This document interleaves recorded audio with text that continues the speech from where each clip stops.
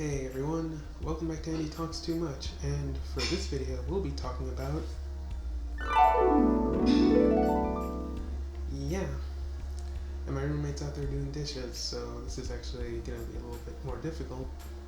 Anyway, the reason why I'm bringing this up is mostly because of something I've been sort of wrestling with ever since I discovered myself, and the thing is, it led me to write an Instagram post which went like this. I've been thinking about a lot of things lately, mostly about beauty standards. Why is it that we have to conform to them? They are largely impossible to meet, except for a few lucky people. I mean, we're told we have to be skinny, have somewhat light skin, and long hair, but not all of us look like that or can have it, so we get put down for not trying hard enough. It's even worse if you're trans. Almost all the trans women I see online or in the media always go for that standard. There's nothing wrong with anybody looking like that, but for some reason they're often considered to be real trans women. The ones that don't meet that standard or can't meet them get put down as transtenders. I also rarely see others that don't go their own way either. All the models and influencers all have the same look. They were also very few women of color too. Growing up, I had no role models whatsoever and felt completely alone.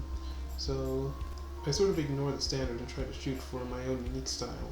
I accepted I'm never going to be that, so I'm going to be myself instead rather than someone else. Now what prompted that was actually because I went to a subreddit where they try to judge whether or not the person posting passes, and that is the type of thing I encountered on there. Everybody was the same thing. Light skin, long hair, basically skinny, and that was all basically it. There were very few people of color on that subreddit, and that was kind of disturbing. And the ones who didn't have the standard all the way were not considered not passing. They were considered passing, but I'd assume you were trans rather than anything else. It made me feel kind of terrible for a while that maybe that is something I can never have. But then I ran into an article that sort of made me feel better, and that is called "We Need to Talk About the Myth of Passing" from Medium. And the article is as follows. Some transgender men and women place so much weight on their perceived visual presentation that it usurps their right to thrive. Ever since I found my home in the transgender community many years ago, one common myth has persisted. A trans person must pass as their preferred gender in order to be allowed their identity. The value placed on passing has had so much significance placed on it by transgender folks that I've witnessed it contribute to the emotional and psychological downfall of tremendously good people who have been victims to this imposed ideology that a transgender person cannot look transgender or possess any characteristics of their birth assigned gender. These men and women suffer consequences: self-hatred, social anxiety, depression, self-imposed isolation. Their hyper-focus on passing impedes their ability to identify their own positive qualities and substance of power. And I know I actually went through that at more than one point since. Let's call passing what it really is. The desire to meet the standards of an external social gaze, the privilege of blending in with the rest of society as a norm, rather than stand out as an other. I'm not sure why no one has told these incredible people why standing out is far more powerful than falling into formation to satisfy the often unreasonable definitions of femininity and masculinity, as if they have firm definitions. They don't. I know many women with masculine traits, wide shoulders for example, arms with ample hair. Some stand over 6 feet tall or are mistaken for a man on the telephone because their voice is not received as explicitly female. There are men with small waists, even proud busts that make small-breasted women jealous. Some have soft features, mannerisms, and have been classified as traditionally feminine. Cisgender people, even with the vast variations in appearance and mannerisms, rarely suffer a blow to their quality of life as a result of not fitting into socially constructed molds of how men and women develop. The fact is, while masculinity and femininity are identifiable characteristics, they are not and never have been exclusive to men or women, transgender or not. When I moved into my first apartment, my landlord was a 55-year-old art teacher. When I first called the number on the for rent sign, I thought I was speaking to a woman when he answered. When we met for the showing, I was surprised to discover that it was him. He wasn't trans. He was actually a straight He was actually a straight man married with 3 kids. However, his shrill voice and flamboyant gestures fetched a lot of attention in a small town where everyone knows everyone else. I'd hear other young folks talk about him and throw limp wrists around to imply he was gay. If it bothered him, he never let it on. Despite my initial misstep of referring to him as ma'am on the phone, he never bothered to correct me, which is why I was blindsided by it. I imagine he was so used to it that the infraction simply never fazed him anymore. He was confident enough in his identity that he didn't feel it was necessary to bring my expectations into alignment by means of aggressively correcting my pronouns or taking any offense to my error. As trans people, we don't allow ourselves that luxury. The demand we place on ourselves to satisfy the external gaze becomes nearly excessive, thus self-destructive. What does the perfect woman look like? How does she sound? The ideal man. That is something I've seen a lot of people struggle with, myself included. I mean, it affects everybody. Have you ever seen covers of magazines and how they portray men and women of what either should look like? Or have you seen those late night ads that offer testosterone boosters that actually don't work, by the way? They actually don't. They actually don't if you look at how they word out how these things are supposed to work. But we all go through it. We're all forced to believe that we have to fit a standard that doesn't exist and can't be met for everybody, that we can't even get a chance to be happy in ourselves. There is no schematic to follow, no rules of gender presentation or characteristics we must or must not have in order to embody our gender identity. We have made them up. Society has influenced our idea of what a man or woman is, what makes them attractive. The men on the cover of GQ and the women staring back at us in the centerfold of Cosmo are not reality.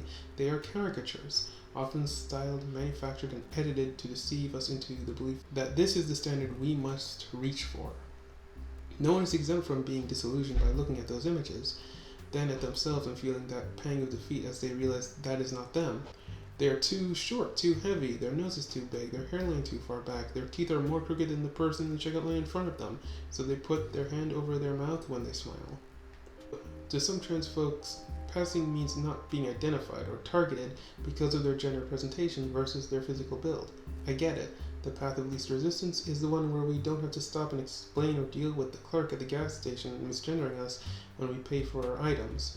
We don't have to endure the awkward apologies that follow, or worse, incriminating whispers as we observe from onlookers. Passing ultimately means avoiding unwanted attention, but that isn't specific to us trans people. It happens to the girl with more body mass who gets heckled in a restaurant, or a man given a side eye for his embellished tattoos. Someone is always going to clutch their pearls at those whose physical body's designs departs from the ideological proportion or expression. There's absolutely nothing wrong with desiring the path of least resistance. We all want that emboldened confidence we see pretty girls or handsome guys who were fortunate enough to fall between the goalposts. But it's not the norm, my friends, for any gender. We don't all come from the same mold. I want to remind you that you are one of a kind.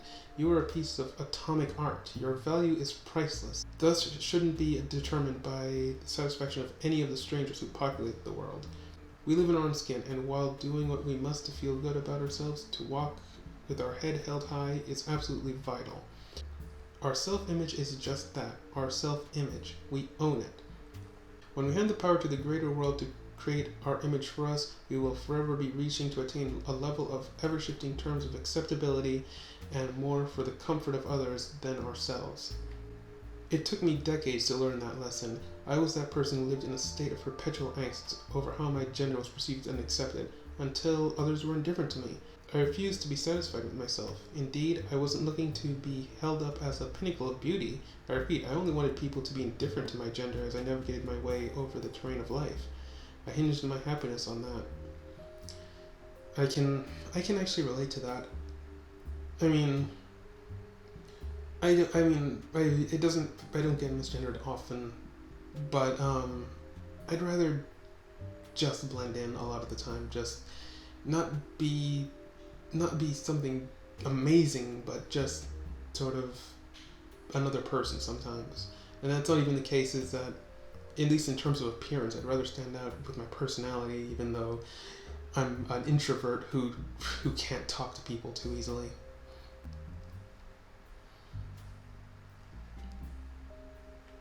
When I was told that traditional transition wasn't an option for me, I was devastated. I suffer from a genetic defect that predisposes me to blood clots and can result in heart attack or stroke. As a result of this inherited defect, hormone replacement therapy was not an option. The risk associated with the medication amplified those I already faced. It was a rough journey, I'll be honest. I had to come to terms with the fact that no part of me would be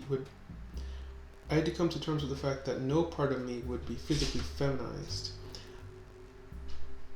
I was burdened with this damn coarse black facial hair thanks to my Lebanese descent. The thick black leg hair growth, the hairy arms and heavy brow. These things I thought made me male. I envied women with their peach fuzz arms and legs who only bothered to shave once a month, as where I saw myself as an amalgamate of constant maintenance, which I did exhaustively, only to feel defeated as my male features betrayed me. What kind of life would I have lived under constant scrutiny? People will know, people will stare, people will laugh. I went through that too, actually. I go through that, like having to shave constantly, having to figure out ways to make my hair work, and trying to wear clothes that sort of fit, they can sort of like mimic the proportions a little bit. And it was exhausting, and I remember breaking down numerous times over this. And the thing about it is, like, people will know, people will stare, people will laugh. And I often I'm going off on a side here, but I let them do that because I'm free, and I feel free. I'm freer than I've been in 20 years of my life, and I feel a whole lot better for it. Like, so if they want to keep their own ignorant views of society based on media and basically them not getting out much, I'm assuming, then fine, whatever. I'm not the one being the victim here. Oddly enough, before I acknowledged or even knew what transgender meant, I thought I was just an effeminate gay man. As a teenager, I, like my landlord I would meet years later, had an unusually high-pitched voice for a male. I endured so much abuse for not sounding enough like a boy throughout my school years. My own mother would make fun of me, mimicking my voice when I talked. I refused to speak to my answering machine and lowered my voice if I had to speak on the phone. Okay, now you're sounding a lot like me. Because my voice, like the way my voice is, it used to be higher than this, and my mom did the same thing when I was younger. And the way my voice sounded and the way I looked, a lot of people did think I was a girl, including one guy in high school who thought I was a girl for the entire year. Until some conversation brought it up. I'll bring it up in another video or something. At 16 years old, I started smoking after reading a story in a magazine about a rock singer who smoked before each concert to lower his voice and hit bass notes. I smoked and smoked like a house on fire, hoping beyond hope, ironically, that I would sound like a man should sound. I remember being a little bit like that I thought I had to meet that standard, and I did everything I could, and even then, that's not the standard I really wanted to go for, considering that I thought I had to, and I just pushed all of that to the back of my head, and it made me miserable until I eventually rediscovered it. You see, no matter which direction my gender pendulum swung, I was trying to embody what I thought was right, according to everyone else, instead of accepting the body I lived in. The lengths I went to in order to first be perceived as a qualifying male, to then take on the task of qualifying as female, kept me so wrapped up in fitting in that I never appreciated that I stood out. We underestimate our value in that perhaps we don't tick every box in the "I must be this to be this" survey. We have conditioned ourselves to believe that passing is the penultimate achievement of the trans experience. We've sabotaged ourselves by being the first to criticize and reject ourselves before anyone else might have the opportunity to. If we don't like what we see looking back at us in the mirror, well, we accept it immediately that no one else will like it either. We overwhelm ourselves with an inordinate amount of stress, wondering if anyone out there will accept us as a gender we are, if we will be called sir despite our tireless efforts to pass, if we will be called men regardless of our visibly male attire or short haircut. Part of the new resistance and pursuit of pride begins with self-love. For some, surgical intervention is the answer. For others, it's not necessary. Even still, there are a whole lot of other sects of individuals who fall somewhere in the middle. Yet none are more or less valid as men or women than the next. We have a different intention, desire, and degrees of dysphoria. Most certainly, but if the idea of passing has you finding yourself alone, unattractive, or less equivalent to those you hold on high as a gender goal, you're undermining the gift of the trans journey, which in part is to ask society to conform to a state of acceptance rather than you bearing the burden of changing yourself simply to gain it by passing. We trans people have influenced so much change in how the greater world adapts to pronoun usage, well beyond the sirs and ma'ams that once plagued us. Now we have awareness, and it wasn't because we hid ourselves away until we fit the world view of femininity and masculinity. We changed that world view. I wish you could in one post take the weighty stress that maybe you've experienced over your appearance and physical body design. I wish I could reassure you that you are a man or a woman as you present, and that your big arms, wide hips play no part in validating you as authentic in your gender identity. Don't worry, your post actually did help me,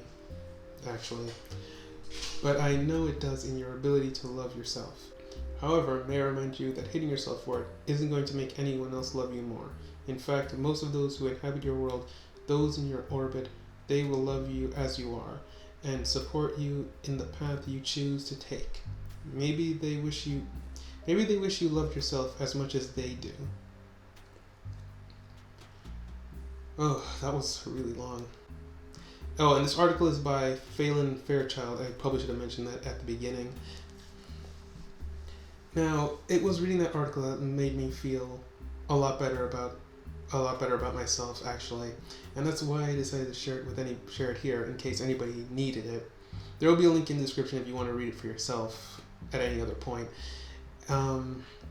It did help me feel better, and it did help boost my confidence a little bit in my look and everything. I was there thinking that I had to wear a wig for my hair and everything, even because my hair's not long, and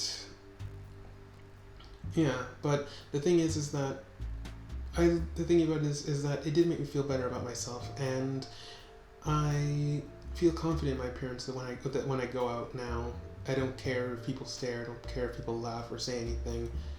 Maybe I'll confront them, maybe I'll just let them stay and be the victim of the standards that they themselves are trying to meet. I mean, that's one thing I can do, because that's basically how it is. I refuse to try and meet those standards. I refuse to try to be something I'm not. I want to be me. I want to be myself. I want to be this person, whoever this person is, or whoever this person will become. That's the only goal I have, and that is where I'm going to go on this journey, and hopefully anybody watching this will do the same, will go their own way, and hopefully discover themselves too.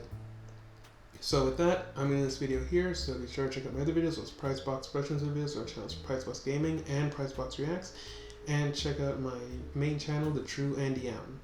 Thanks for watching, and stay jamming, everyone.